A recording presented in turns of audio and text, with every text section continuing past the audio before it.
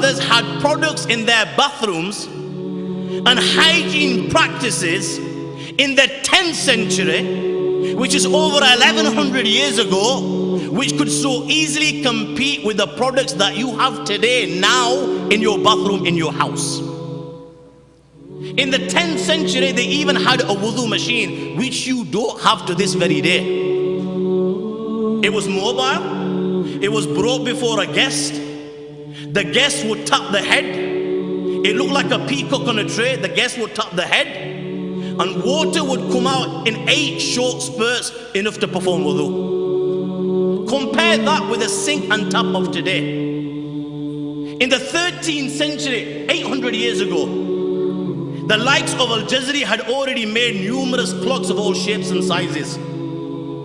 You believe that the first Big Ben is the one that's in London. That's not the first Big Ben. The first Big Ben was built by your forefathers in Fez, Morocco, Maghrib. Starbucks. The first coffee house in Europe appeared in 1645 in Venice. Your forefathers were drinking coffee hundreds of years before this, as it had been discovered by a man called Khalid as he grazed his goats on the slopes of Ethiopia. Abu Hassan Ali ibn Nafi, nicknamed Ziryab, he was the one that introduced the concept of a 3-course meal. Before that, the Europeans didn't even know what a 3-course meal was. Before the 10th century, your forefathers had already laid the foundation of trigonometry and algebra.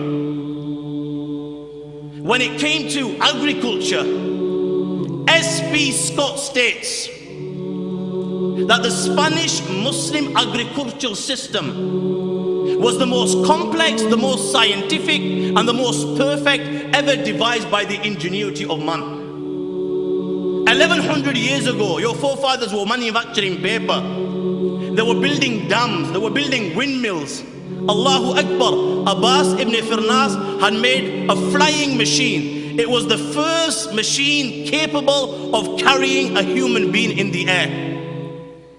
They were designing great buildings. Who can forget the earthquake-defying minarets of Sinan in Turkey, which did not even collapse even after an earthquake? Who can forget the New York of the 9th century, Qurtuba?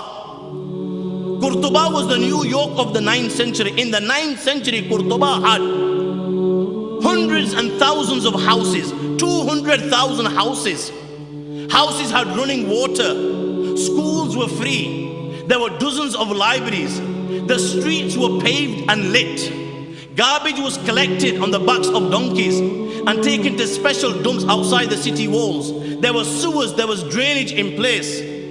My friends, London and Paris, the capitals of the world at this moment in time, did not have these facilities for over 700 years after this. Your forefathers were designing surgical instruments, constructing hospitals. One Muslim alone designed over 200 surgical instruments, syringes, scalpels. And I assure you, modern instruments haven't changed much from his original designs. They were operating, treating cataracts. In the UK, cataracts are the most common cause of blindness in people over the age of 50.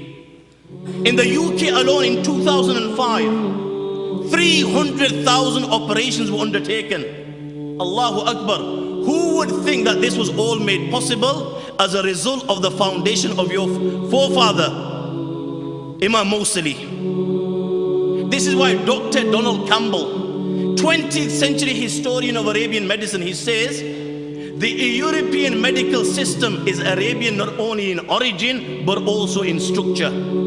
He says that the Arabs are the intellectual forebears of the Europeans. And who can deny this? The Qanun of Ibn Sina dominated the Western world for over 600 years.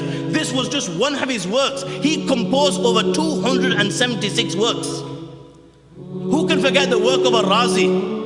His book was the most highly respected and most frequently used medical textbook in the Western world for hundreds and hundreds of years. Who can forget Jabir ibn Hayyan? unanimously agreed he was the founder of chemistry. My young friends, it was your forefather who devised and then perfected sublimation, amalgamation, crystallization, oxidation, evaporation, and you can keep on naming them one by one. Who can forget Al-Kindi, an all-round master?